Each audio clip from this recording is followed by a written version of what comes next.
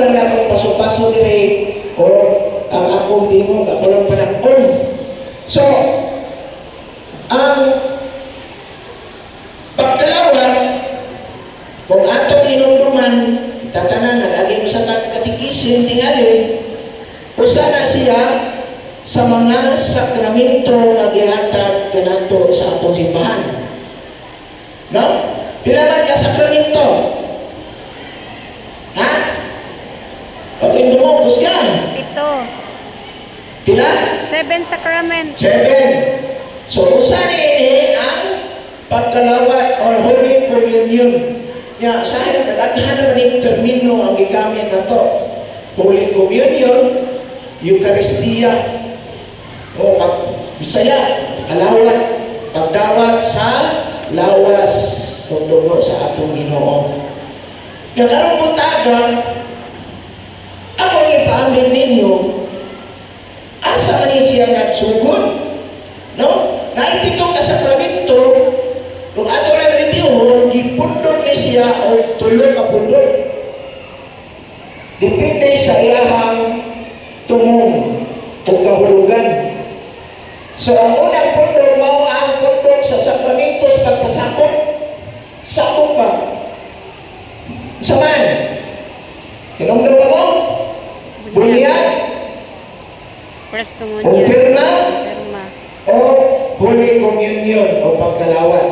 Nga nung magiganlan ni siya pagpasakop. Kaya kung madawat na to ang bunyag, kung pirma, o makakalawat na ta sa lawas o dugo ni Kristo, diha nahimo na kitang kauban, no? May usa nasakop na kita sa atong simbahan. Mao na ang tulo ka mga sakramento sa pagpasakop sa atong simbahan. Ang ikaduha, mao tong sakramento sa pag-ayo. Sa may ayohon, of course, ang diling ayo ang masakit. So, naa ang mga sakramento sa pag-ayo nga mao ang sakramento sa Ilog. kung nasakit atong kalag tungod sa mga sala, unsay buhaton? Ilog. Ha? Pindot aming atong dito natin maduol na mo. Ayuan kay. So, sa may buhaton, magumpisal. No? Mao na usa. Unya, ang ganing atong mga kaigsunan nga mga masakiton. Kung sa mga sakramento atong pamayon sa simbahan, Ilog. paghilog sa masakiton. No, pag-ayo na. Usahay ang atong una, paghilog sa masakiton, tamiwas. No, pero dili diay pag-ayo. Daghan mga itabuan na man gihilugan nga ayo sa iyang mga sakit sa lawas. So, mag-umpisan, ayo sa atong sakit sa kalag. At the same time, naay mga eksperyensya na human ang umpisan na ayaw po sa ilang sakit. No? So, ato ninyo ibalikan, no? Kay aron nga ma-review na to kung siya atong mahinumduman sa mga sakramento. Ang ikatulo, ang sakramento sa pag-alagad. Sa may pag-alagad. Usa ang ordain sa pagkapari o kasal o kaminyon. Kaya diha sa ang mga pare muhalagan sa dako nga pundok sa katawhan o po sa iyang simbahan ay dumala. Kita mga ginikanan, sa may atong ilagaran, ang atong tagsa-tagsa ka pamilya. Mauna nga ang ordain sa pagkapari o kaminyon, sakramento sa pangalagan. So ato nang i-review, kay naaman diha ang dawaton sa atong mga anak. Naaman diha ang himuon sa atong mga anak. Ang pag-umpisal, ikahuman sa umpisal, mudawat na sila sa lawas o dugo ni Kristo. Unya kita, sa daran na ito, musunod naman kita sa atong mga ginikanan. Musunod naman kita sa isa-isulti sa atong pare. Pero usahay, dili na ito matukan. Kung diin ginigikan, o ngano man yun.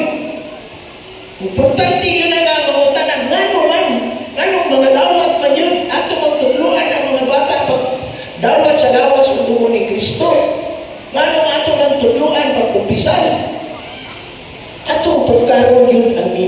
kay usahay dili ato ikalimot, no?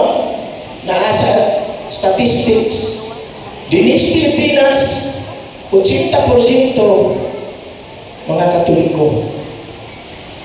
Sobra pa gani 80. Pero ang pagtuon nagsulti nga sa aning 80% ng mga Katoliko, 20% ra gyud ang nakasabot o nagpractice sa eksaktong mga pamaagi.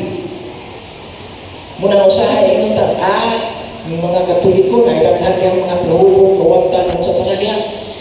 Butangiro, kan man tinuod na. Kay nagdalata sa atong ngalan, apan wa nato natugkad kung unsa di ay ang tinuod nga buluhaton isip Kristiyano Katoliko. Mo na kining programa nga gi-introduce sa atong mga katekista, gi-introduce sa atong simbahan, aron unta makatabang ninyo o sa atong mga anak. Kay unsa na kay may tapos kalibutan kung magtulo niya atong anak nga wa ko'y nahibaw-an. Nga magsunod-sunod lang kay imos mama, imos papa, imos lolo, imos lula. Muna nga itong imuon ron, among ipaambit, di man yun nagsugat. Ngano man yun nga mudawat na ta sa komunyon? Anong mudawat na ta sa lawas o dugo ni Kristo? Ano yan? Akong tanaw dire, unsa man ang mga panudlog sa Katolikong simbahan, mahitungod sa sakramento sa Eucharistia or ora kay maglibog na bangsahay. Ingon tag Eucharistia, ingon tag Holy Communion, ingon tag pangalawat, maura na. No, lain-lain lang ang pulong na gigamit. Mauna ang pagdawat sa lawas o dugo ni Kristo. So, sa nagitudlo sa simbahan nato, mauna ang Eucharistia, mao ang sakramento o sakripisyo sa pagkonsagrar sa pan o bino aron mahimong lawas o dugo ni Kristo. Sa ato diri, unsa may ato makita? Ano sa awan asa man ta makakita nga naay magkonsagrar o kinsa may magkonsagrar?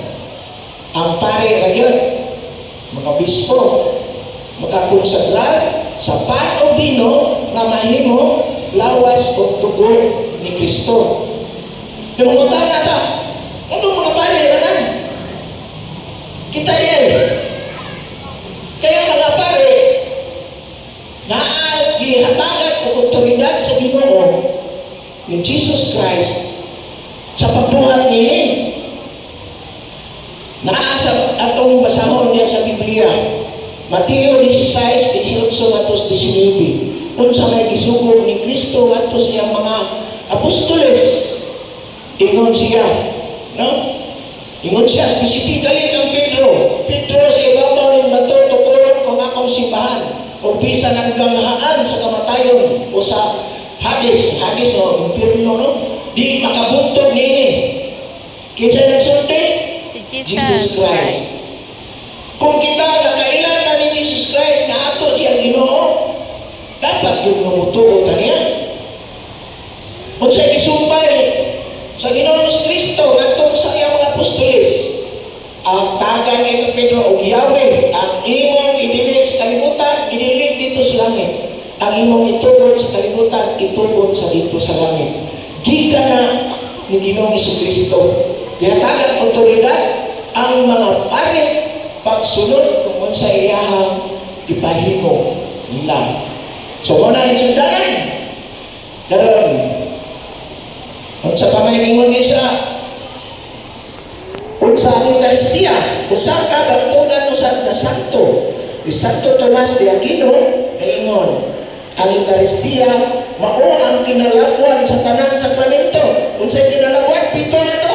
Ingon si Santo Tomas Aquinas, ang pinakataas mao ang sakramento sa Eucharistia, sakramento sa pagdawat sa lawas ng dugo ni Kristo.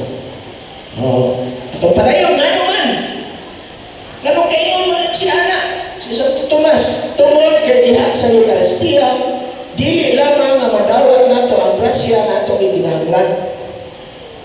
Kung dili madawat yun nato si Kristo, mamao ang tighatag sa grasya. Sige tag pangayo grasya kung sa man ay pinaka maayong buhaton atong dawaton ang tighatag sa grasya. Kaya sa tighatag sa grasya si Ginoong Jesucristo. Padayon, diha sa Eucharistia atong madawat ang tibuok na Kristo, ang iyang lawas, dugo, kalang o pagka-Diyos. Ang Eucharistia, mao ang kalanon nga espirituhanon, na muhatag o kahintang, kahinsod sa atong kalang. Kani, kita sa iyo yun na ang tao, adunay lawas o? Kung sa man ang tao, adunay lawas o? Espiritu. Kalang. Love. Diba? Ato ni Hamusayon, ngano maingon man ay mahatag o kahinsod ang Eucharistia.